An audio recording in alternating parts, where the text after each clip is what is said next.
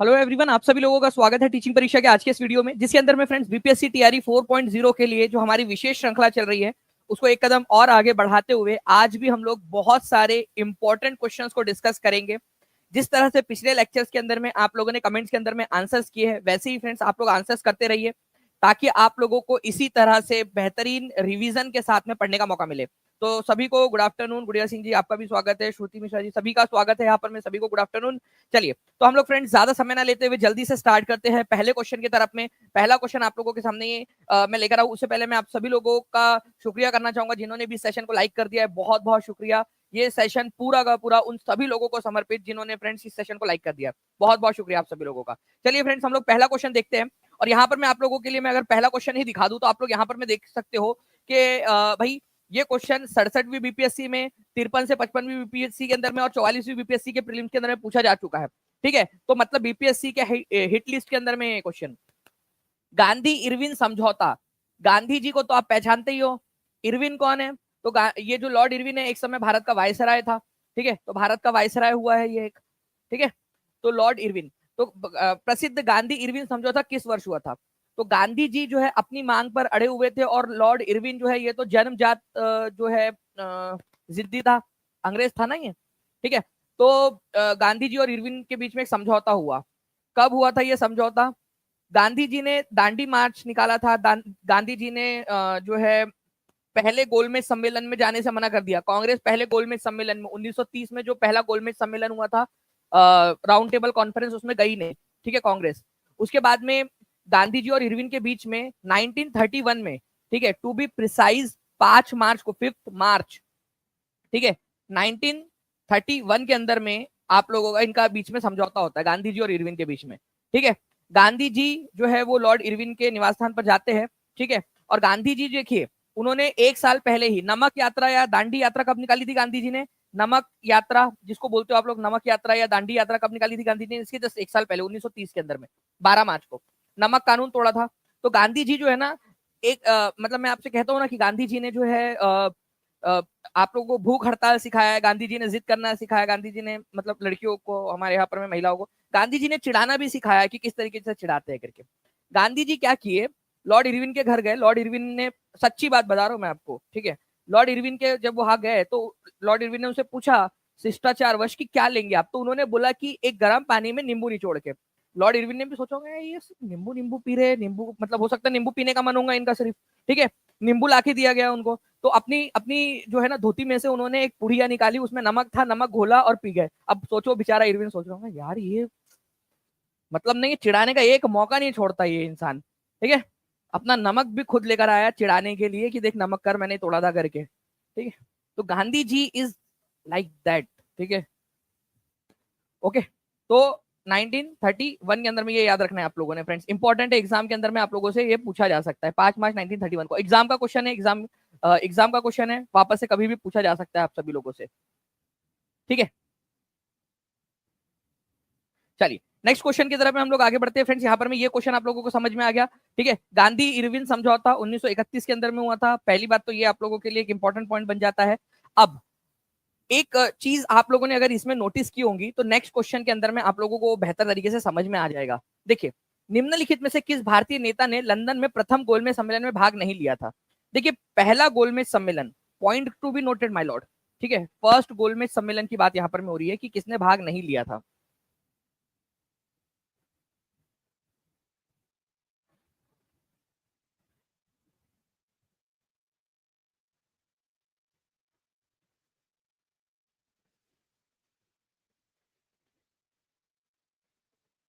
चलिए बहुत बढ़िया फ्रेंड्स, आप लोगों के देखिए यहाँ पर में आंसर्स आ रहे हैं। ठीक है, तो निम्नलिखित में से किस भारतीय नेता ने लंदन में प्रथम गोलमेज कॉन्फ्रेंस में भाग लिया था? तो गांधी जी, देखिए पहला गोलमेज सम्मेलन जो है जो था फर्स्ट वाला, वो हुआ था आप लोगों का 1930 में। ठीक है, सेकंड हुआ आपका 1931 के अंदर में। ठीक है, और थर्ड वाला जो हुआ था वो हुआ था 1932 के अंदर में। अब क्या होता है कि 1930 वाले के अंदर में गांधी जी, कांग्रेस को बुलाया गया था लेकिन कांग्रेस का कोई नेता नहीं गया। महात्मा गांधी नहीं गए। ठीक है, पंडित जवाहरलाल नेहरू किसी भी इसमें नहीं गए। देखिए ये याद रखना है, पिछले लेक्चर के अंदर में भी क्वेश्चन बताया था मैंने। ठीक है, पंडित जवाहरलाल नेहरू भी किसी में इसमें नहीं गए। मौलाना अबुल कलाम आजाद भी, ठीक है, कांग्रेस के नेता थे नहीं गए, तो मौलाना मोहम्मद अली जो है ये मुस्लिमों का प्रतिनिधित्व करते हुए, ठीक है, इसके अंदर में गए थे। लेकिन जो है आप लोगों को याद रखना है कि कांग्रेस की तरफ से कोई भी नहीं गया था। कांग्रेस की तरफ से केवल सेकंड जो है राउंड टेबल कॉन्फ्रेंस जो हुई थी उसमें गए थे। कांग्रेस का नेतृत्व महात्मा गांधी जी ने किया था। ठीक है, तो ये आप लोगों ने याद रखना था, इंपॉर्टेंट पॉइंट है फ्रेंड्स, एग्जाम के अंदर में कभी भी पूछा जा सकता है। तो प्लीज इस क्वेश्चन को आप लोग याद रखेंगे आगे के लिए आप लोगों के लिए। ठीक है, महात्मा गांधी सेकंड वाले में गए थे, जवाहरलाल नेहरू कभी भी नहीं गए, और अबुल कलाम आजाद भी कहीं पे भी नहीं गए। ठीक है, अब देखिए एक क्वेश्चन आपका बीपीएससी टीआरई का जीएस में पूछा गया। ठीक है, आपका 18/12/2023 वाली एग्जाम के अंदर में इस क्वेश्चन का आंसर करेंगे आप सभी लोग जल्दी जल्दी से। देखिए इस पर्टिकुलर क्वेश्चन के अंदर में अगर मैं बात करूं आपसे, गंगा का मैदान किस प्रकार की मिट्टी से भरा है। देखिए यहाँ पर में भी गंगा का मैदान, ठीक है, यहाँ पर में गंगा प्लेन भी बोला जा सकता था हिंदी इंग्लिश के अंदर में, लेकिन यहाँ पर में उसने दिया है। ठीक है, बताइए जल्दी जल्दी से इस पर्टिकुलर क्वेश्चन का आंसर क्या होगा। चलिए, बहुत सारे बच्चे जो है फ्रेंड्स कंटिन्यूअसली आंसर्स कर रहे हैं यहाँ पर में, गंगा का मैदान किस प्रकार की मिट्टी से भरा है। तो आप लोग देखिए फ्रेंड्स, अगर मैं बात करूं एक रफ डायग्राम के रूप में भी आपकी, ठीक है, तो यहाँ पर में गंगा का मैदानी इलाका, ये यहाँ पर में है गंगा का मैदानी इलाका। ठीक है, इधर साइड के अंदर में गंगा का मैदानी इलाका। यहाँ पर में क्या होता है कि गंगा नदी और उसकी सहायक नदियां बह रही है, अपने साथ में वो जो भी चीजें लेकर आती है उखाड़ के, ठीक है, उसको बाढ़ के माध्यम से, जब भी बाढ़ आती है उसमें यहाँ पर में वो फैला देती है। तो नदी के अंदर में बाढ़ आने की वजह से जो मिट्टी बनती है, उस प्रकार की मिट्टी को आप एलुवियल सॉइल या जलोढ़ मिट्टी कहते हैं। क्या कहते हो आप लोग इसको? जलोढ़ मिट्टी कहते हैं। तो गंगा के मैदानी इलाके के अंदर में जलोढ़ मिट्टी पाई जाती है, ये याद रखना है आप सभी लोगों ने। ठीक है, गंगा का मैदानी इलाका, ठीक है, अगर थोड़ा सा उधर साइड में स्ट्रेच करेंगे पाकिस्तान वाली साइड के अंदर में, तो वहां पर में सिंधु का मैदानी इलाका, और इधर में आसाम वाले साइड के अंदर में स्ट्रेच करोगे तो उधर में ब्रह्मपुत्र का मैदानी इलाका। तो सिंधु, गंगा, ब्रह्मपुत्र, ऐसा पूरा का पूरा ये स्ट्रेच बनता है। ठीक है, अगर मैं आपको मैप के थ्रू भी दिखाना चाहूँ तो यहाँ पर मैं आप लोग देख सकते हो, इस प्रकार से ये पूरा बनता है यहाँ पर में। ठीक है, ये मैदानी इलाका, और यहाँ पर में एलुवियल सॉइल है। अच्छा, आप लोगों को एक चीज बताना चाहूंगा मैं फ्रेंड्स, कि हमारे भारत के अंदर में 40%, ठीक है, 40% जो है जो अलग जो भूमि है अलग अलग प्रकार की, उसमें से 40% जो है सबसे ज्यादा यही प्रकार की भूमि है, एलुवियल सॉइल है। ठीक है, तो हमारे भारत का सबसे बड़ा जो मिट्टी का प्रकार जो मौजूद है वो 40%, और एज पर एनसीईआरटी बता रहा हूं मैं आप लोगों को, एनसीईआरटी के अंदर में दिया हुआ है आपका। ठीक है, तो 40% मिट्टी जलोढ़ मिट्टी ही है आप लोगों की, एलुवियल सॉइल, जलोढ़ मिट्टी। अच्छा, जलोढ़ मिट्टी के बारे में एक और क्वेश्चन आया था, मैं टीम से रिक्वेस्ट करूंगा कि अगर पॉसिबल हो तो प्लीज लगा दीजिए उस क्वेश्चन को भी। पहले मैं आपको समझा देता हूँ, तब तक टीम लगा देंगी क्वेश्चन उसमें आप लोगों के लिए, कि आप लोगों का जलोढ़ मिट्टी के दो प्रकार होते हैं। ठीक है, वो दोनों ही मैं समझा देता हूँ आप लोगों को। ठीक है, जलोढ़ मिट्टी जो है, एलुवियल मिट्टी जो है आप लोगों की, ठीक है, जो जलोढ़ मिट्टी है, जलोढ़ सॉइल, उसके दो प्रकार होते हैं। एक होता है आप लोगों का, ठीक है, बांगर, ठीक है, बांगर, ठीक है, बांगर, और एक होता है खादर। खादर, अगर मिट्टी पुरानी हो चुकी है, ओल्ड हो चुकी है, ठीक है, बहुत ज्यादा पुरानी हो चुकी है, ओल्ड वाली, उसको कहा जाता है आपका बांगर सॉइल, बांगर। इसके अंदर में कंकड़ पत्थर भी होते हैं, कंकड़, ठीक है, कंकड़ इसके अंदर में पाए जाते हैं, क्योंकि मिट्टी पुरानी हो चुकी है, अब इसके अंदर में छोटे छोटे से कंकड़ वगैरह बन चुके हैं। जो न्यू वाली मिट्टी होती है आप लोगों की, एलुवियल की, नई वाली जलोढ़ मिट्टी, नया वाला एलुवियल सॉइल, एलुवियल सॉइल जो होती है आप लोगों की नई वाली, उसको बोला जाता है खादर। ये अभी अभी कुछ समय पहले बनी है, कुछ 1000 साल पहले, इस तरीके से मान सकते हो। और ये नई वाली मिट्टी और लगातार बन रही है, जब जब नई बाढ़ आएंगी तब तब ये खादर मिट्टी बनेगी आपकी, खादर जलोढ़ मिट्टी। ठीक है, तो भांगार कैसे याद रखना है? भंगार मतलब पुरानी वाली, खादर मतलब न्यू वाली, ऐसे याद रख लोगे आप लोग तो आप लोगों को याद हो जाएगा। एक क्वेश्चन इसके ऊपर में आया हुआ है, वो क्वेश्चन भी अभी मैं आप लोगों को दिखा दूंगा। तो जलोढ़ मिट्टी के कौन से दो प्रकार है, जल्दी से लिख दीजिए आप लोग कमेंट में, भांगर और खादर, ये दो प्रकार है, ये याद रखना है आप सभी लोगों ने। ठीक है, इंपॉर्टेंट पॉइंट है, एग्जाम के अंदर में आप लोगों से पूछा जा सकता है, तो please be ready for this question as well. Okay, चलिए, नाउ फ्रेंड नेक्स्ट हमारे क्वेश्चन की तरफ में हम लोग आगे बढ़ते हैं। और ये चीज का जो आंसर है आपका, गंगा का मैदानी इलाका किस चीज से बना है? एलुवियल मिट्टी, जलोढ़ मिट्टी। अच्छा, ये मिट्टी जो है ना, ये बहुत ज्यादा उपजाऊ है, ये भी याद रखेंगे आप सभी के सभी लोग। ठीक है, ठीक है, तो ये जलोढ़ मिट्टी बहुत ज्यादा उपजाऊ होती है, उसमें भी खादर मिट्टी जो है आपकी नई वाली है, ये बहुत ज्यादा उपजाऊ होती है, ये याद रखेंगे आप सभी के सभी लोग। ओके, नाउ अब इस क्वेश्चन का आंसर देखिए, कितनी फास्ट हमारी टीम, ठीक है, फास्ट, भाई यार एक लाइक तो आप लोगों का टीम के लिए भी बनता है, इतना स्पीड के अंदर में आप लोगों के लिए क्वेश्चन लगा दिया गया है। ठीक है, रोहित जी बिल्कुल आपके लिए काम में आएगा वहां पर में भी। और आप बता दीजिए कौन कौन से टॉपिक्स आपको आरओ के लिए करना है, वो भी करवा देंगे। Don't worry। ये क्वेश्चन देखिए आप लोग, किस प्रकार की मिट्टी में कंकड़ पिंडों का संकेंद्रण अधिक होता है? Which type of soil has higher concentration of kankar nodules? आप लोग बताएंगे और एकदम स्पीड में आंसर करिए आप सभी के सभी लोग, ठीक है। तो इस तरह से फ्रेंड्स एक कड़ी से कड़ी जोड़कर, लिंक जोड़कर जब आप पढ़ते हो ना, तो आप लोगों को चीजें ज्यादा अच्छे से याद रहती है। तो यहाँ आंसर आप लोगों का क्या हो जाएगा, ठीक है। दो प्रकार की एलुवियल सॉइल होती है आप लोगों की, इनमें से न्यू वाली कौन सी है और ओल्ड वाली कौन सी है, ये आप लोग जल्दी से लिखेंगे। मेरे बताने के पहले आप लोगों का आंसर आ जाना चाहिए कमेंट के अंदर में, ठीक है, मेरे बताने के पहले। तो खादर मिट्टी जो है फ्रेंड्स आप लोगों की न्यू है, ओके, और बांगर जो है ये ओल्ड है। तो जो ये ओल्ड वाली मिट्टी है आप लोगों की, उसके अंदर में आप लोगों को कंकड़ पाए जाते हैं, ये याद रखेंगे आप सब लोग, कंकड़ इसमें पाए जाते हैं। ओके, अब फ्रेंड्स आप लोगों को आगे बढ़े हम लोग, उससे पहले मैं आप लोगों के लिए एक बहुत ही इंपॉर्टेंट वाली अनाउंसमेंट कर रहा हूँ, प्लीज इसको भी आप लोग देख लीजिए। आप लोगों को पता है फ्रेंड्स कि आप लोगों की संकल्प टेस्ट हुई थी। संकल्प टेस्ट कितने लोगों ने दी थी? संकल्प टेस्ट, संकल्प संकल्प टेस्ट जो है वो कितने लोगों ने दी थी? आप लोगों को 200 क्वेश्चन दिए गए थे। संकल्प टेस्ट 1 के अंदर में 200 क्वेश्चंस आप लोगों ने सॉल्व किए थे 120 मिनट के अंदर में। 120 मिनट देखिए, हमने यहाँ पर में जो है, मैं टीम प्लीज कुछ भी अभी स्लाइड पर ना किया जाए। हम लोगों ने जो है यहाँ पर में क्या किया था फ्रेंड्स, इसके अंदर में जो है 120 मिनट में 200 क्वेश्चन देकर बीपीएससी के लेवल को भी बीट करने की कोशिश की थी। आप लोगों को इतना मजबूत बना दिया था। देखिए बहुत सारे लोग हैं जो यहाँ पर में जिन्होंने टेस्ट दी थी, हाथ भी ऊपर कर रहे हैं वो लोग, ठीक है। तो अलग अलग लोग बता भी रहे हैं, ठीक है। और भाई 100 जो है ना 80 प्लस लोगों ने स्कोर किया है। अब आप लोगों के लिए गुड न्यूज ये है फ्रेंड्स, ठीक है, गुड न्यूज ये है कि संकल्प, ठीक है, संकल्प, ठीक है, 2.0 आप लोगों की टेस्ट आ रही है, ठीक है। इसके अंदर में अब इसका भी एडवांस रूप रहेगा। मैंने हमेशा कहा है आपके से कि टीचिंग परीक्षा आपको एक कदम आगे रखेगा हमेशा, क्योंकि अब टारगेट आपके सिलेक्शन के साथ आपके रैंक का भी है, ठीक है। टीचिंग परीक्षा का जो टारगेट है, इसमें हम 250 क्वेश्चंस रखेंगे आप लोगों के लिए, ठीक है, 250 क्वेश्चंस रखेंगे आपको। मतलब बीपीएससी को बोलो कि कितना टफ कर सकता है पेपर, कर ले। टीचिंग परीक्षा इतना आप लोगों को मजबूत बना देगा कि आपकी रैंकिंग लाने के लिए आप लोग हो जाएंगे। और यहाँ पर मैं जो है फ्रेंड्स आप लोगों का जब 50 क्वेश्चन बढ़ाए जाएंगे ना आप लोगों के, तो यहाँ पर मैं केवल और केवल जो है वो 20 मिनट और बढ़ाए जाएंगे आपके, ठीक है, केवल 20 मिनट। और आपको 140 मिनट में 250 क्वेश्चन सॉल्व करने होंगे अब। और ये लड़ाई जो है फ्रेंड्स आप लोगों की सिलेक्शन के साथ अब रैंक की भी है, ठीक है। और ये टेस्ट आपकी कब होने वाली है पता है आप लोगों को? ये टेस्ट होने वाली है आप लोगों की 25, ठीक है, 25, ठीक है, आप लोगों का जो है नवंबर को, 25 नवंबर को ये टेस्ट होने वाली है। तो जितने भी बच्चे हैं, जो लोग, ठीक है, जो बच्चे संकल्प टेस्ट, संकल्प 2.0 देना चाहते हैं, वो लोग अपने आप को प्रिपेयर करना स्टार्ट कर दीजिए।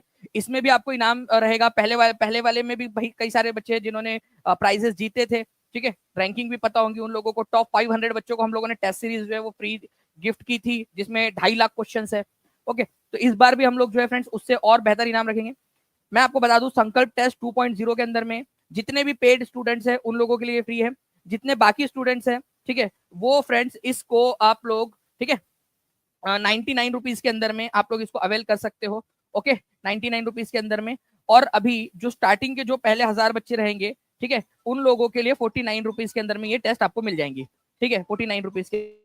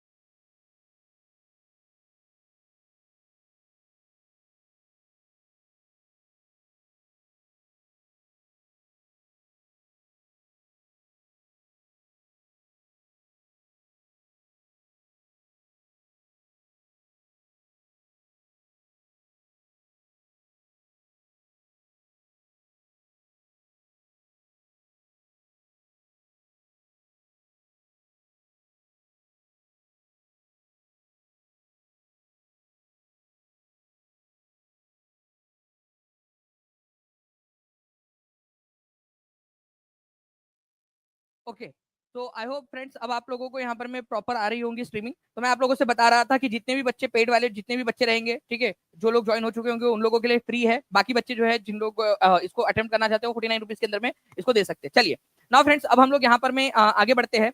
अब इस क्वेश्चन का आंसर बता दीजिए आप लोग सभी, ठीक है। लिंक से लिंक जो है वो आपका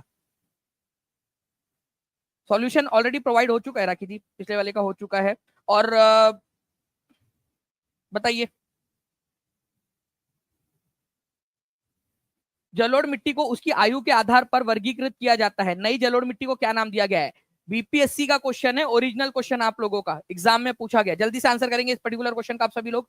तो देखिए, नई जलोढ़ मिट्टी को क्या नाम दिया गया है? नई जलोढ़ मिट्टी को, ठीक है, खादर नाम दिया गया है। और ओल्ड वाली, इनमें से जो है एक ओल्ड वाली मिट्टी भी है, वो भी नाम आप लोग आंसर कर देंगे।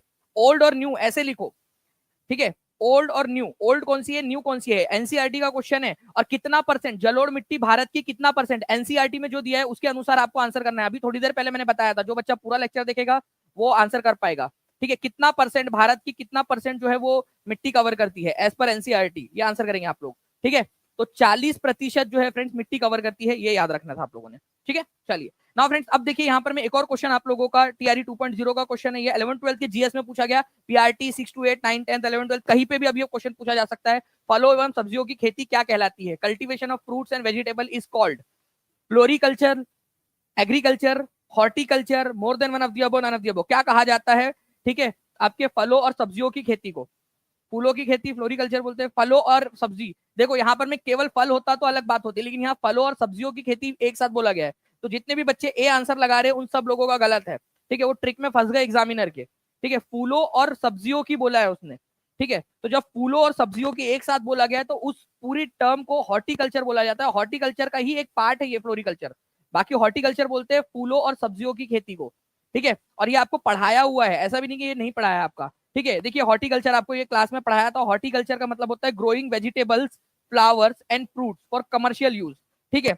व्यवसायिक उपयोग के लिए सब्जी, फूल और फल का उगाना हॉर्टिकल्चर, उद्यान कृषि कहलाता है आप लोगों का, ठीक है। अच्छा चलिए, और दो तीन चीजें और है इसके अंदर में, वो देख लेते हैं हम लोग। सेरीकल्चर, ठीक है। सेरीकल्चर का मतलब क्या होता है? आप लोग जल्दी से बताइए। देखो आप लोग जब लोग आंसर करोगे ना तो आपको ज्यादा बेहतर तरीके से याद रहेगा। सेरीकल्चर का मतलब क्या होता है, ठीक है। सेरीकल्चर का मतलब होता है रियरिंग ऑफ सिल्क वॉर्म, रेशम के कीड़ों का पालन करना। रेशम के कीड़े क्यों पाले जाते हैं? रेशम बनाने के लिए, ठीक है। तो रेशम के कीड़ों का पालन करना ताकि रेशम के धागे बनाए जा सके। पीसी कल्चर वेरी इंपॉर्टेंट, ये क्वेश्चन आने की संभावना है पीसी कल्चर वाला। सभी लोग लिखेंगे पीसी कल्चर। देखिए आर्टिफिशियल तरीके से पॉन्ड में मछलियों को पालना ताकि मछलियों को जो है मछलियों की पैदावार बढ़ाकर मछलियों को बेचा जा सके।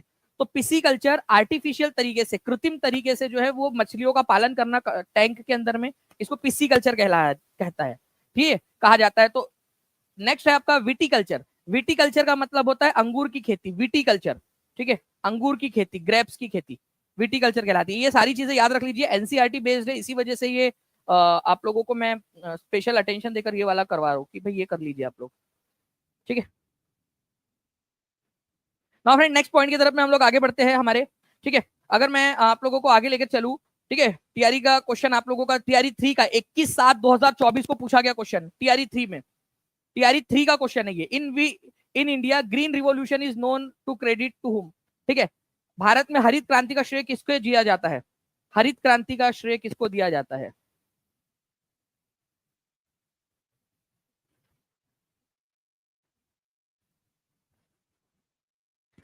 फ्रेंड्स ये क्वेश्चन जो है वो इस वजह से भी आया था आप लोगों का क्योंकि उनको हाल ही में जो है वो भारत रत्न से भी सम्मानित करने की घोषणा की गई है, ठीक है।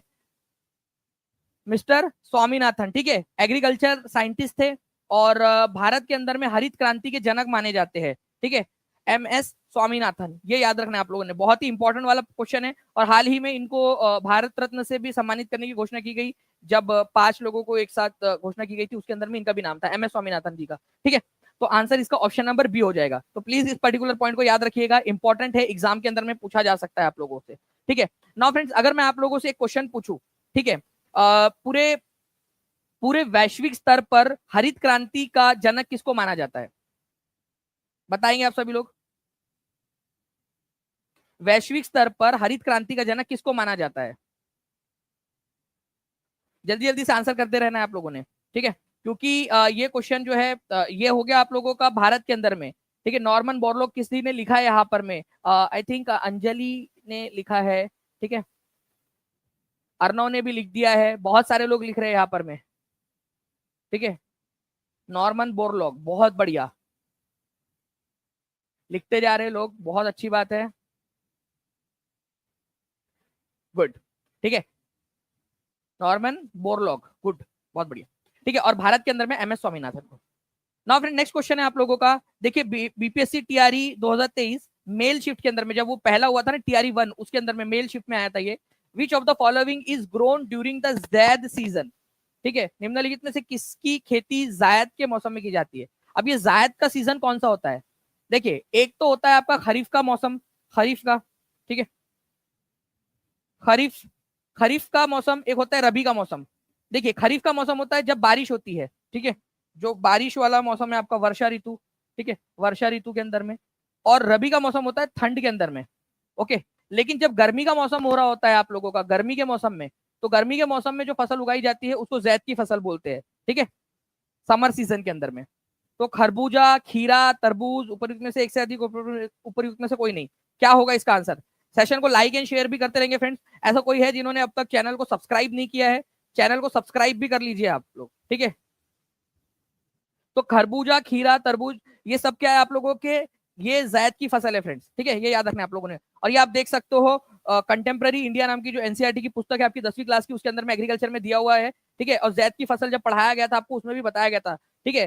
क्रॉप्स कौन सी है जैद की फसल के अंदर में वाटरमेलन आ जाता है आप लोगों का, ठीक है, वाटरमेलन, ओके। उसके बाद में मस्क मिलन आप लोगों का आ गया, कुकुम्बर आ गया, खीरा वगैरह सब कुछ इसके अंदर में आप लोगों का आ गया आप लोगों का, ठीक है। कुकुम्बर आ गया, मस्क मिलन आप लोगों का आ गया, खरबूजा जिसको बोलते हो आप लोग, तो तरबूज, खरबूज, ठीक है, खीरा, ये सारे के सारे आप लोगों के किसके एग्जांपल है, जैद की फसल के एग्जांपल है। जैद की फसल कौन से समय में होती है, समर में, गर्मी के मौसम में होती है, ये याद रखना है आप लोगों ने, ठीक है। अच्छा चलिए, एक मेरे को ना ऊपर में एक चीज दिख रही है बस, मतलब इसके एक्सप्लेनेशन में दिख रहा है, तो मैं आपको करवा देता हूँ। करवा देना चाहिए कि नहीं करवा देना चाहिए, अगर जहां जहां मौका मिल रहा है वहां वहां आपको पढ़ा देना चाहिए। चलो अब मुझे आप एक बात बताओ, बस दिख गया तो बता देते भाई, ठीक है। औस, ठीक है, अमान, बोरो, ये किसके किसके एग्जाम्पल है। प्लीज टीम से मेरा रिक्वेस्ट है कि इस पर भी क्वेश्चन आया हुआ है तो करवा दिया जाए, दिखा दिया जाए बच्चों को, मेरे प्यारे प्यारे बच्चों को, ठीक है।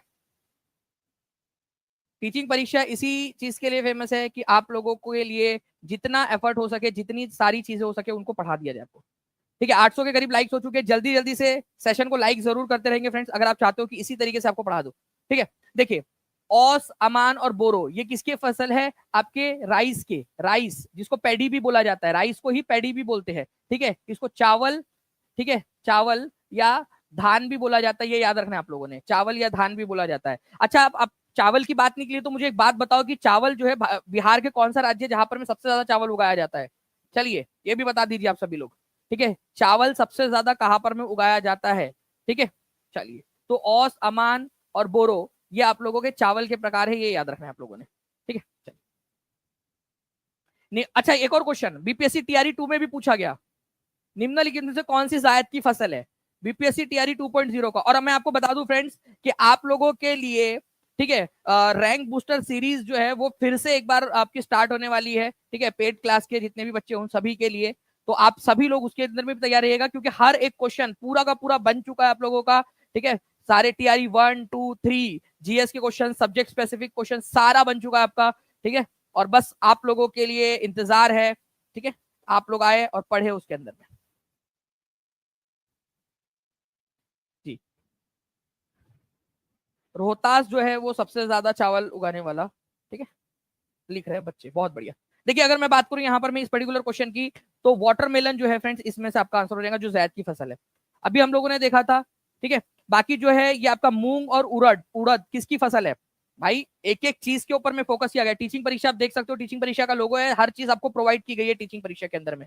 तो खरीफ की फसल जो है आप लोगों का मानसून मतलब वर्षा ऋतु के अंदर में आप लोगों के लिए होती है ये, ठीक है, खरीफ की फसल, ठीक है। सितंबर से अक्टूबर के बीच में जो है ये फ्रेंड्स आप लोगों की हार्वेस्ट की जाती है, ये याद रखना है आप लोगों ने। सितंबर अक्टूबर के अंदर में हार्वेस्ट की जाती है, मतलब काटी जाती है फसल। इसके अंदर में आप लोगों का पैडी मतलब चावल खरीफ की फसल है, मेज, जवार, बाजरा, तूर जिसको अरहर भी बोलते हो आप लोग, मूंग, उड़द, कॉटन, जूट, ये सब आप लोगों के क्या है, ये खरीफ की फसल के अंदर में आते हैं, खरीफ की फसल की कैटेगरी के अंदर में आएंगे। ओके, तो मूंग और उड़द जो है ये खरीफ की फसल है, ठीक है, ये आप लोगों के खरीफ की फसल है, खरीफ। और ये आप लोगों का जायद की फसल है, वाटरमेलन। सिंपल। तो इस तरीके से आप लोगों को जो है फ्रेंड्स सारी चीजें पढ़नी है, एक एक करके। अब अगले बार हो सकता है आप लोगों को मूंग कौन सी फसल है ये बोल दिया जाए, या उड़द कौन सी फसल है ये बोल दिया जाए, ठीक है, अरहर कौन सी फसल है ये बोल दिया जाए, तो खरीफ की फसल है ये याद रखना है आप लोगों ने। चलिए नेक्स्ट क्वेश्चन की तरफ में आगे बढ़ते हैं। संसद द्वारा सर्वोच्च न्यायालय या उच्च न्यायालय के न्यायाधीश को ब्लैंक द्वारा हटाया जा सकता है। अगर देखो आपको पता है कि सर्वोच्च न्यायालय मतलब सुप्रीम कोर्ट और उच्च न्यायालय मतलब हाई कोर्ट।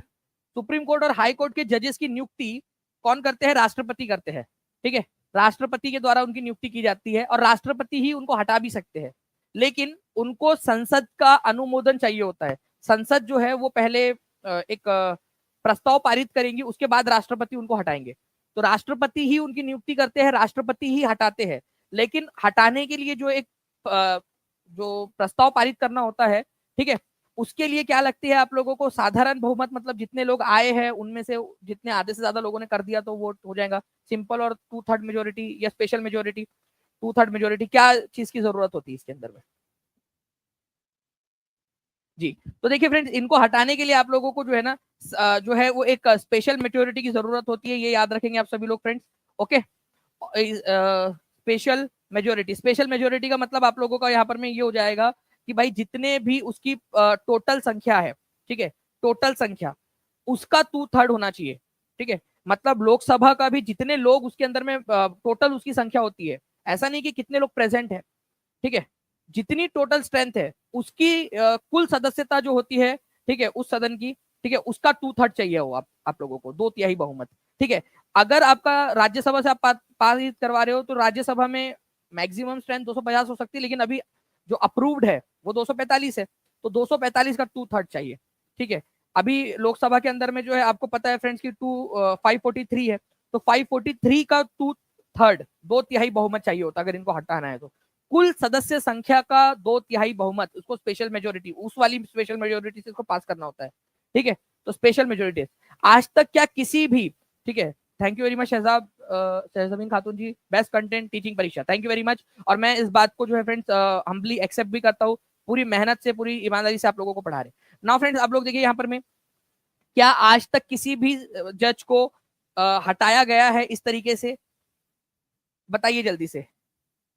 नहीं, आज तक किसी भी जज को जो है फ्रेंड नहीं हटाया गया है, ठीक है। आप लोगों को याद रखना है कि जो अभी अभी जो रिटायर हुए हैं DY चंद्रचूड़ साहब, वो 55वें मुख्य न्यायाधीश थे। अब जो नए मुख्य न्यायाधीश बने हैं, ये याद रखना है आप सभी लोगों ने फ्रेंड्स, ठीक है, वो है 51st नंबर के।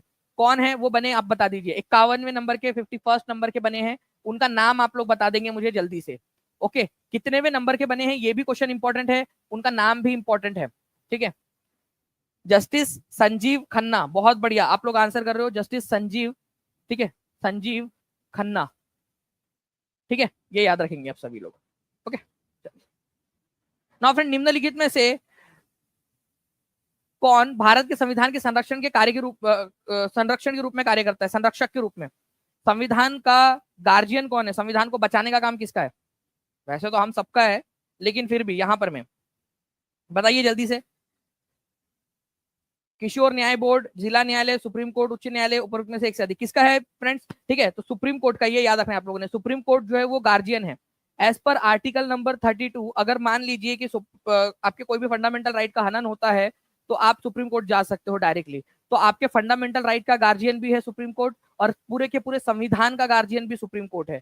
न्यायालय को फाइनल इंटरप्रिटर माना जाता है, ठीक है, मतलब संविधान में क्या लिखा है उसका क्या मतलब निकाला जाए, क्योंकि एक कोई चीज लिखी हुई उसका अलग अलग मतलब निकाल सकते हैं। मान लीजिए कि आपने जो है अपनी मैडम को, ठीक है, अच्छे से मैसेज किया, ठीक है, कि खाना खा लिया गया, तो वो बोलेंगी कि वो आपने हो सकता है प्यार से पूछा उससे कि खाना खा लिया गया, तो वो बोलेंगी, ये ले सकती है, अरे वाह मेरे कितनी केयर कर रहे हैं। और दूसरा ये निकाल सकती है, अच्छा मतलब अब तुमको मेरे खाना खाने से भी प्रॉब्लम है कि मैं खाना भी ना खाऊं, अभी तुम बार बार पूछोगे मेरे से, अभी तुम मेरे से ये पूछने लगोगे कि खाना खाया कि नहीं खाया, तुमसे पूछ के खाना खाऊं मैं। मतलब कुछ भी मतलब निकाला जा सकता है भाई एक चीज का, ठीक है। तो क्या मतलब उसका निकलेगा सब जो संविधान में लिखा हुआ है उसका फाइनल इंटरप्रिटेशन, ठीक है, व्याख्या जिसको बोलते हैं आप लोग, व्याख्या, ये भी क्वेश्चन पूछा जाता है, व्याख्या जो है वो कौन करेगा, तो व्याख्या जो है फ्रेंड्स आप लोगों की ये भी याद रखना है सुप्रीम कोर्ट करता है, ठीक है, फाइनल इंटरप्रिटर भी सुप्रीम कोर्ट है, ठीक है। नाउ नाउ फ्रेंड देखिए यहाँ पर मैं with reference to E V Ramaswamy Naicker, जिनको पेरियार भी कहा जाता है, ठीक है, इनको पेरियार के नाम से भी जानते हैं, तो पेरियार के नाम से किसको जाना जाता है, ये क्वेश्चन भी पूछा जा सकता है, इंपॉर्टेंट है। पेरियार, ईवी रामास्वामी नाइकर जो है इनको पेरियार बोलते थे प्यार से, ठीक है, सम्मानजनक रूप से, ठीक है।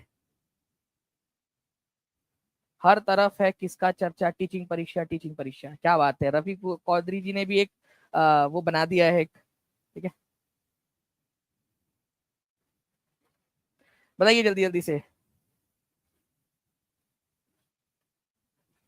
पानी हो उच्च शिक्षा तो पढ़ो टीचिंग परीक्षा, इनसेन अभी ने भी बना दिया है, क्या बात है, आप लोग तो बिल्कुल एकदम गर्दा उड़ा दे रहे हो आप लोग। चलिए देखिए फ्रेंड्स यहाँ पर मैं E V Ramaswamy, he participated in non cooperation movement, he left the Congress in 1925। अब देखिए ईवी रामास्वामी नाइकर जो है फ्रेंड्स, इनके बारे में जानना बहुत ही इंपॉर्टेंट है, इंटरेस्टिंग है। और इसके बाद में अब आप लोगों के लिए एक इंपॉर्टेंट वाला टॉपिक मैं करवाने वाला हूँ, पूरा का पूरा टॉपिक आपको कराऊंगा अभी के अभी, पूरा आप लोगों को अच्छे से देखना है। देखिए ईवी रामास्वामी नाइकर के बारे में आप लोगों से बात करूं तो ये जो है फ्रेंड दक्षिण भारत के एक बहुत ही इंपॉर्टेंट नेता थे, दक्षिण भारत के। उन्होंने नॉन गांधी जी का जो नॉन कॉपरेशन मूवमेंट था उसमें पार्टिसिपेट किया था, असहयोग आंदोलन में। लेकिन जब दक्षिण भारत के मुद्दों की बात आई और कांग्रेस ने उनका समर्थन नहीं किया तो उन्होंने कांग्रेस छोड़ दी थी 1925 के अंदर में, कांग्रेस उन्होंने छोड़ दी। तो दोनों के दोनों सही है। ईवी रामास्वामी नाइकर ने एक आंदोलन शुरू किया था, उस आंदोलन का नाम बहुत इंपॉर्टेंट है, प्लीज याद रखिएगा आप लोग, self respect movement, self respect, self respect movement, self respect movement, ठीक है। स्वाभिमान आंदोलन जिसको आप लोग कहते हो ना, सेल्फ रिस्पेक्ट मूवमेंट या सेल्फ रिस्पेक्ट आंदोलन किसने स्टार्ट किया था, रामास्वामी नाइकर ने या पेरियार जी ने स्टार्ट किया था। इन्होंने एक बुक भी लिखी है, सच्ची रामायण करके एक बुक लिखी है, रामायण का एक अलग वर्जन अपने हिसाब से उन्होंने लिखा है, सच्ची रामायण नाम से, ठीक है। ईवी रामास्वामी नाइकर, ठीक है, ईवी रामास्वामी नाइकर जिनको पेरियार के नाम से जानते हैं, सेल्फ रिस्पेक्ट मूवमेंट उन्होंने चलाया था, ठीक है, दक्षिण भारत के नेता थे, 1925 में उन्होंने कांग्रेस छोड़ दी थी। चलिए, देनी हो परीक्षा तो देखो टीचिंग परीक्षा, गुड। चलिए अब फ्रेंड्स, अब आप लोगों का मैं चाहूंगा कि हर एक बच्चा किसको अपना पेपर क्लियर करना है, जिसको अपने अपने जो है लेवल को एक लेवल ऊपर उठाना है, एक ऐसा टॉपिक जिसमें से क्वेश्चन पूछने की बहुत अधिक संभावना है। इवन आपके 70वीं बीपीएससी के अंदर में आप लोगों के जो है टीआरई के अंदर में, केवीएस में, डी ट्रिपल एसबी में, सुपर टेट के अंदर में, अलग अलग एग्जाम्स के अंदर में ये टॉपिक बहुत इंपॉर्टेंट है, ध्यान से समझिए आप सभी लोग, ठीक है। नाउ फ्रेंड्स, अगर मैं आप लोगों से बात करूं, ये पूरा का पूरा देखिए एक प्रीमियम कंटेंट आप लोगों को दे रहा हूं मैं, प्रीमियम लेवल का कंटेंट है, ठीक है। देखिए 1935 के अधिनियम के तहत भारत में जो चुनाव हुए थे वो हुए थे 1937 में। भारत सरकार अधिनियम, ठीक है, गवर्नमेंट ऑफ इंडिया एक्ट 1935 में बोला गया था कि चुनाव करवाए जाएंगे। ये चुनाव कब करवाए गए थे, 1937 में, 1937 के अंदर में, ठीक है, ये आप लोग याद रखोगे। नाउ फ्रेंड्स, अब एक एक करके मैं आप लोगों को जो है सारी बातें बताता हूँ, ठीक है। देखिए हुआ क्या था कि यहां पर में अगर आप लोग देखोगे तो बिहार और उड़ीसा को इस मैप में एक दिखाया गया, लेकिन बाद में 1936 के अंदर में ये अलग हो गए थे, तो बिहार और उड़ीसा ये दो अलग अलग मानना है आप लोगों ने अभी इसके अंदर में। उसके बाद में, ठीक है, जो लोग थे, कितने परसेंट लोगों ने जो है वो वोट किया था इसमें 1937 के इलेक्शन के अंदर में, ठीक है। 1931 के सेंसस में हमारे भारत की जनसंख्या थी आपकी 25 करोड़ 60 लाख, 25 करोड़ 60 लाख मतलब 256 मिलियन, मतलब 25 करोड़ 60 लाख। उसमें से केवल 11.5% लोगों को वोट देने का अधिकार था, इतने लोगों को, उतने में से केवल 11.5% लोगों ने वोटिंग की थी। अब देखिए फ्रेंड्स, कौन कौन कहां से जीता, ध्यान से समझना है आप सभी लोगों ने, बहुत ही इंटरेस्टिंग और इंपॉर्टेंट वाला पॉइंट है आप लोगों का, मैं आप लोगों को बता रहा हूं, ठीक है। देखिए अगर मैं बात करूं फ्रेंड्स की पूरे इलाके में से कहां कहां किसने सरकार बनाई, तो आपका यूपी के अंदर में किसने सरकार बनाई थी, कांग्रेस ने सरकार बनाई, ठीक है। बिहार के अंदर में पहले सरकार गवर्नमेंट कांग्रेस ने नहीं बनाई, ठीक है, यूनुस खान ने बनाई थी, लेकिन बाद मोहम्मद यूनुस ने बनाई थी, लेकिन बाद में जो है कांग्रेस ने सरकार बना ली, थोड़े समय के बाद में कांग्रेस ने सरकार बना ली। उड़ीसा के अंदर में कांग्रेस ने सरकार बनाई थी, ठीक है, उड़ीसा के अंदर में। आसाम के अंदर में कांग्रेस को मेजोरिटी नहीं मिली, फिर भी कांग्रेस ने सरकार बना ली। मध्य प्रांत जिसको सेंट्रल प्रोविंसेस बोला जाता है, यहाँ कांग्रेस ने सरकार बना ली। मद्रास में कांग्रेस ने सरकार बना ली। बॉम्बे में भी कांग्रेस को मेजोरिटी नहीं मिली थी, कांग्रेस ने सरकार बना ली। और यहाँ पर में एक है नॉर्थ वेस्ट फ्रंटियर प्रोविंस, जहां जो आज पाकिस्तान का भाग है, वहां पर में भी कांग्रेस ने सरकार बना ली, ठीक है। तो कांग्रेस ने कितने राज्यों में सरकार बनाई थी, ये आप लोगों ने ध्यान से देखना है। ठीक है। कांग्रेस ने पहले 7 राज्यों में सरकार बनाई, फिर बिहार को भी उसमें ऐड कर लिया, बाद में बनाई बिहार में। तो टोटल कितने राज्यों में सरकार बनाई थी? आप लोग आंसर करेंगे।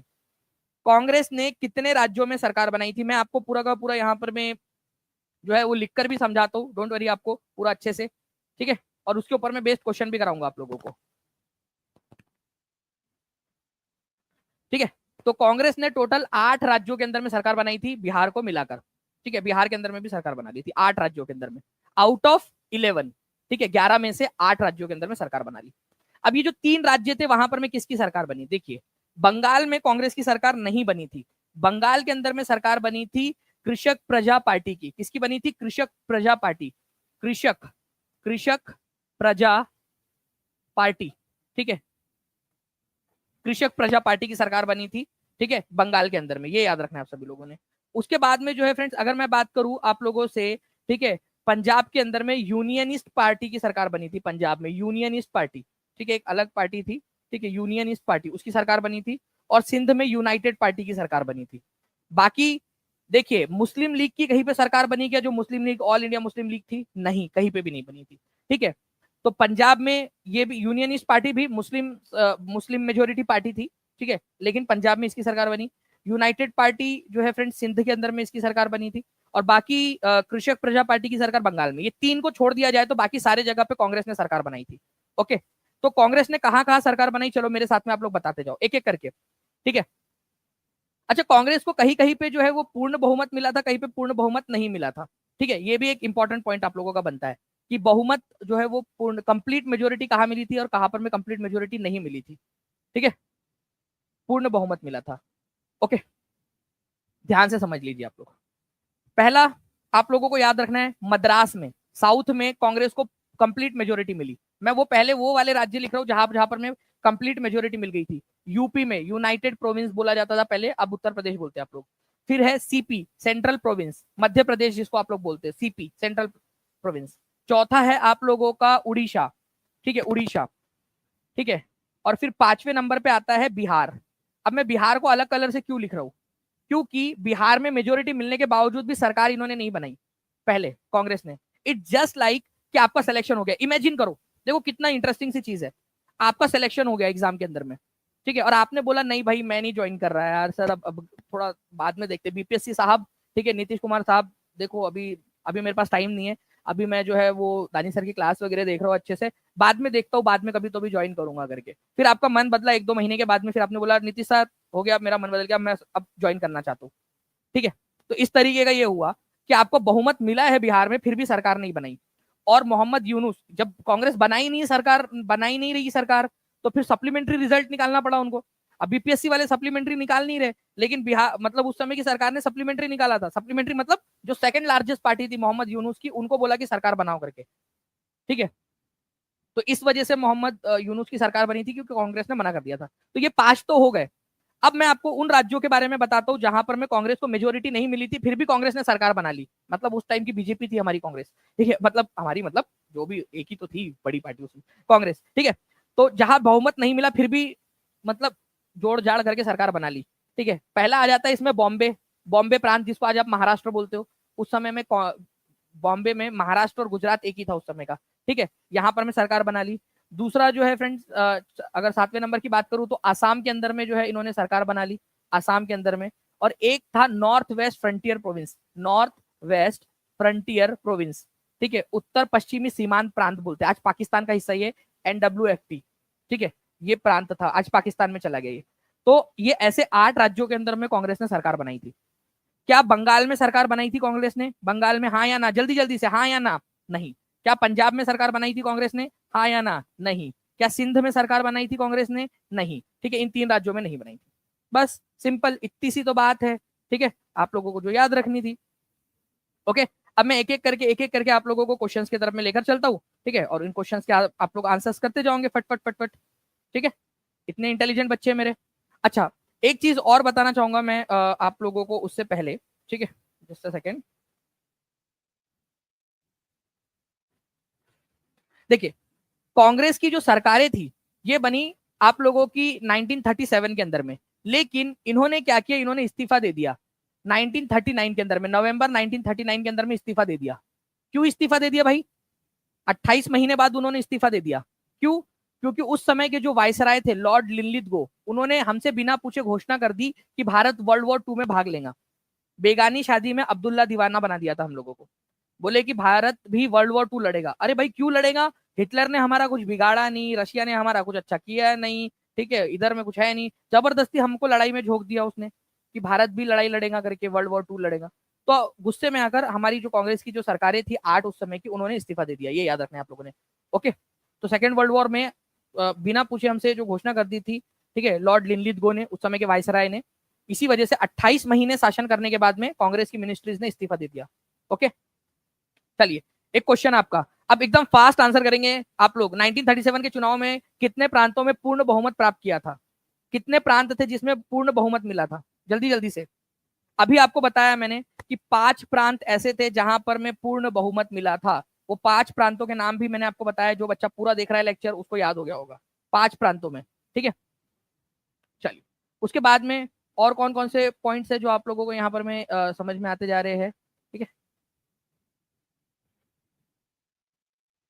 ये देख सकते हो आप लोग फ्रेंड्स। ठीक है, 5 प्रांत कौन से थे? मद्रास, यूपी, सीपी मतलब सेंट्रल प्रोविंस जिसको आज आप मध्य प्रदेश बोलते हो, उड़ीसा और बिहार।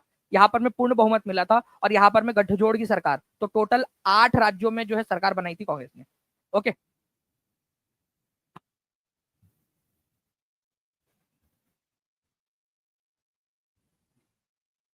कहा चले गया हमारा?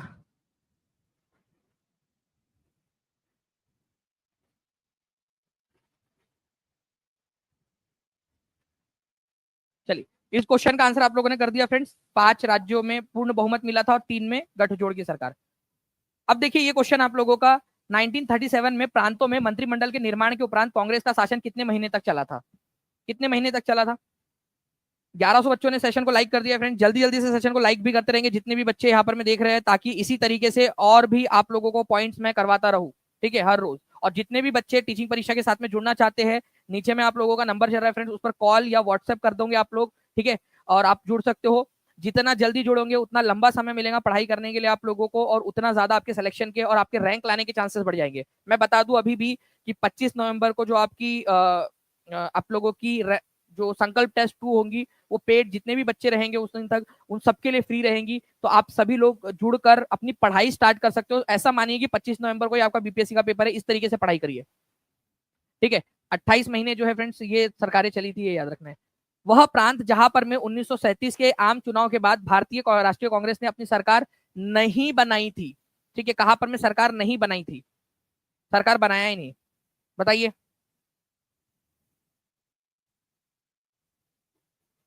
कहां पर में सरकार नहीं बनाई? कांग्रेस ने 8 राज्यों में बनाई थी, लेकिन बंगाल के अंदर में उसने सरकार नहीं बनाई। बंगाल में किसकी सरकार बनी थी? कृषक प्रजा प्रजा पार्टी की। कृषक, ठीक है, कृषक प्रजा पार्टी की सरकार बनी थी, ये याद रखना है आप लोगों ने।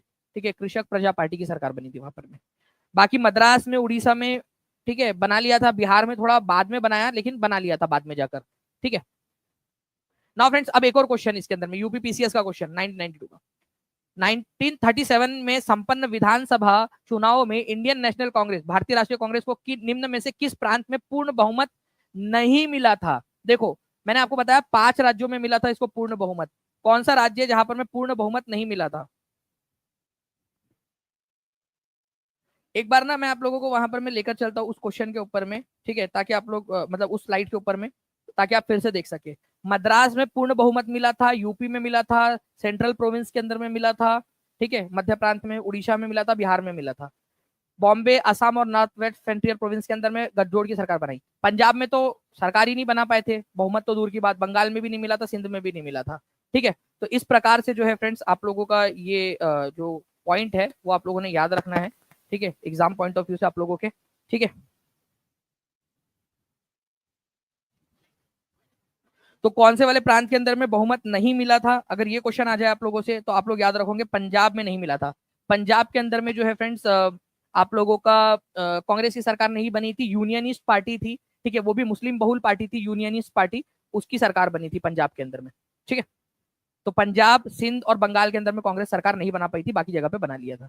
चलिए नेक्स्ट क्वेश्चन की तरफ में आगे बढ़ते हैं। इस क्वेश्चन का आंसर करेंगे आप सभी लोग। पढ़िए खुद से और बताइए इसका आंसर क्या होगा। मेक श्योर कि हर एक बच्चे ने सेशन को जो है फ्रेंड्स यहाँ पर मैं लाइक कर दिया है, चैनल को सब्सक्राइब कर दिया है।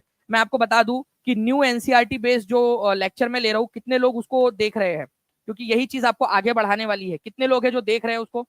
मैंने 2 लेक्चर ले चुके हैं, 3 लेक्चर जो है बेसिकली उसके ले चुके हैं, ठीक है आपके। और आज जो है फ्रेंड्स उसका आप लोगों का आई थिंक आज शायद उसका तीसरा लेक्चर है, ठीक है। और कल चौथा लेक्चर है। कल जो है उसकी टेस्ट होने वाली है आपकी। 2 लेक्चर हो चुके हैं, तीसरा आज है, कल चौथा है, और कल उसकी मेगा टेस्ट है। जो बच्चा वो पूरा सेशन, चारों सेशन अच्छे से देखेगा, मतलब पहले 3 सेशन में से 50% क्वेश्चन आएंगे और 50% क्वेश्चन कल के सेशन में से आएंगे। तो आप लोगों में आपने क्या करना है, वो चारों सेशन अच्छे से देखने, मतलब तीनों सेशन को रिवाइज करो और चौथा सेशन अच्छे से देखो, ठीक है। उसको चौथे सेशन के तुरंत बाद जो है आपकी टेस्ट होने वाली है। और जो बच्चा उस टेस्ट के अंदर में सबसे बेस्ट रैंक लेकर आएगा, ठीक है, उन लोगों के लिए एक्साइटिंग प्राइस भी है। तो आप लोगों को मोटिवेट किया जा रहा है कि आप लोग अच्छे से पढ़े। तो जो बच्चा कर लेगा इस मौके का फायदा उठा के, वो आगे बढ़ जाएगा। तो देखिए, मध्य प्रांत के अंदर में कांग्रेस की सरकार बनी थी, ठीक है। कहा नहीं बनी थी ये पूछा है, तो बंगाल में नहीं बनी थी, ठीक है, और पंजाब में नहीं बनी थी। तो 3 और 4 आंसर होगा आपका, क्योंकि सेंट्रल प्रोविंस और उड़ीसा में तो बन गई थी। 3 और 4, 3 और 4 जो है आप लोगों का दिया गया, आप लोगों को ऑप्शन नंबर बी के अंदर में, ठीक है, ऑप्शन नंबर बी के अंदर में। चलिए, ओके। तो ये एक इंपॉर्टेंट पॉइंट था आप लोगों का, जो आप लोगों ने यहाँ पर में कर लिया है। अच्छा, बिहार के अंदर में जो है फ्रेंड्स आप लोगों को बता दूं कि पहले सरकार नहीं बनाई थी। पहले सरकार किसके अंदर में बनी थी, ठीक है, मोहम्मद यूनुस जो थे उनके नेतृत्व में सरकार बनी थी। और बाद में फिर जो है फ्रेंड्स सरकार बनाई गई आप लोगों की इसके बाद में, ठीक है, कांग्रेस ने, ठीक है, 2 महीने के बाद में। नो, नेक्स्ट क्वेश्चन जो है आप लोगों का, इसके तरफ में चलते हैं। निम्नलिखित में से किस प्रांत में 1935 के अधिनियम के तहत कांग्रेस मंत्रिमंडल का गठन नहीं किया गया था? आप लोग आंसर कर देंगे। कांग्रेस ने उसमें मंत्रिमंडल बनाया ही नहीं, उसमें कभी सरकार ही नहीं बनाई उसने।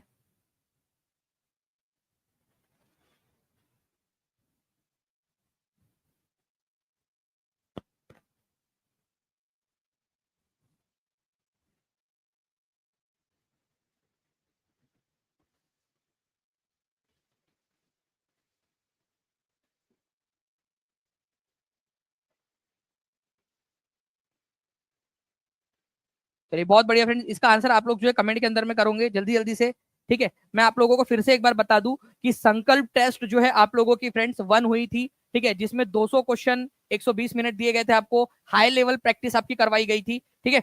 अब संकल्प टेस्ट 2.0, ठीक है, संकल्प टेस्ट, और ये आप लोगों का एक और लेवल आगे रहेगा। 250 क्वेश्चन इसके अंदर में रहेंगे, 20 मिनट एक्स्ट्रा, मतलब कि 140 मिनट आप लोगों को मिलेंगे। और ये आपको करना है, ठीक है। जितने भी बच्चे हैं, पूरा टीचिंग परीक्षा का जितना भी सिलेबस है वो उसका सिलेबस रहेगा जो आप लोगों को पढ़ाया जा चुका है। मैं एक चीज आप लोगों से कहना चाहूंगा, आप लोग ना इसको ऐसे मानिए कि आप लोगों की एक्चुअल एग्जाम है 25 नवंबर को, ऐसा मान के चलिए। ये आपको मैं एकदम एक बड़े भाई होने के नाते, एक बड़ा होने के नाते, अभिभावक होने के नाते आप लोगों को एक सलाह दे रहा हूँ। इससे आपका फायदा क्या होगा, आप सोचिए कि आप लोगों की प्रिपरेशन हो रखी होंगी। आप 25 नवंबर को आप जितने भी बच्चे कोर्स में हैं वो क्या करिए, पूरा का पूरा रिवीजन कर डालिए। वैसे भी आप लोगों को पूरा रिवीजन बार बार करवा दिया गया है, आपसे टेस्ट ले लेके एक बार और कर लो, ठीक है।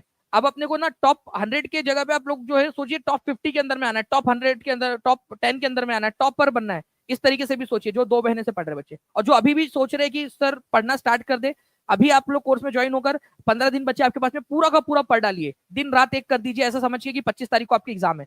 आप देखना कि जब एक्चुअल एग्जाम होंगे आप कई ज्यादा आगे निकल चुके होंगे, ठीक है। Okay, very good. सरकारी इच्छा टीचिंग परीक्षा, बहुत बढ़िया। ओके, हिंदी जो आप लोगों का जितना भी, जो भी आपका पूरा जीएस का जो होगा ना, वो उसके अंदर में होने वाला है आप लोगों का। और इस बार जो है हम लोग उसके अंदर में जो आपका जो टॉपिक्स है आप लोगों के, जैसे हिंदी इंग्लिश जो है ना, वो भी आप लोगों को देंगे क्वालिफाइंग वाले, कि आप क्वालिफाई कर रहे हो या नहीं, ठीक है, उसको देखने के लिए। क्वालिफाइंग जैसे वो होता है ना, उसके अंदर में अलग से क्वालिफाइंग वाला एक अलग पेपर होगा, और ये अलग पेपर होगा। 2 पेपर होंगे आप लोगों के इस बार। क्वालिफाई वाला भी होगा, क्योंकि हम नहीं चाहते कि कोई भी बच्चा टॉप कर जाए उधर, उसका क्वालिफाई कर रह जाए, वो प्रैक्टिस ना करे, ठीक है। चलिए, तो ये चीज जो है फ्रेंड्स आप लोगों के लिए की जा रही है कंटिन्यूअसली। ओके, तो इसको ध्यान रखना है। शादाब आलम जी, थैंक यू वेरी मच प्यारे से कमेंट के लिए आपके। तो ये सारी चीजें, टीचिंग परीक्षा हमेशा आप लोगों की बेहतरी के लिए, कैसे आप लोगों को बेहतर बनाया जा सकता है, कैसे आप लोगों को जो है टॉप 100 में लाने का जो हमारा सपना है, और आपका जो ड्रीम है उसको पूरा किया जा सकता है, क्योंकि वो सिंक हो रहा है अपन लोगों का, एक साथ एक जैसा हो रहा है। तो आप सभी लोग जुड़ सकते हैं। मैं आपको बता दूं फिर से, बहुत ही आसान तरीका भी है जुड़ने का आप लोगों का टीचिंग परीक्षा के साथ में। ठीक है, जो आप लोगों का लेक्चर चल रहा है उसके नीचे में ही, ठीक है, आप लोग क्या करिए, ठीक है, जो भी लेक्चर आप लोग देख रहे हो उस लेक्चर के नीचे में आप लोग चले जाइए। ठीक है, आपको एक लिंक मिल जाएंगी। ओके, उस लिंक पर क्लिक कर दीजिए। जैसे आप लोग ये लेक्चर देख रहे हो मान लीजिए, ओके, ये लेक्चर आपका चल रहा है। ओके, इसके नीचे में ही आपको मिल जाएंगी एक लिंक। ठीक है, ये यहाँ पर मैं डिस्क्रिप्शन में, ओके, डिस्क्रिप्शन में लिंक मिल जाएंगी। यहाँ पर मैं to buy BPSC TRE 4.0 course, इस पर क्लिक करेंगे आप लोग, एक लिंक खुलेंगी। जो भी कोर्स आपने ज्वाइन होना है उसके अंदर में ज्वाइन हो जाइए और पढ़ना स्टार्ट कर दीजिए अपना। ठीक है, बहुत ही ईजी है। ठीक है, जनरल स्टडीज में होना है जनरल स्टडीज में हो सकते हो आप लोग, पीआरटी के अंदर में होना है पीआरटी के अंदर में हो सकते हो, जो भी आपको चाहिए। ठीक है, सिंपल है। एक फॉर्म आएगा, 4 चीजें उसके अंदर में भरनी है, पेमेंट करना है, ऐप के अंदर में आपका कोर्स ऐड, इतना आसान है। ओके, चलिए, तो ये जो है फ्रेंड्स आज का सेशन था। आप लोग जो है बताएंगे मुझे कि कैसा लगा आपको सेशन, और आगे में भी फ्रेंड्स इसी तरीके से हम लोग सारी चीजें करते रहेंगे।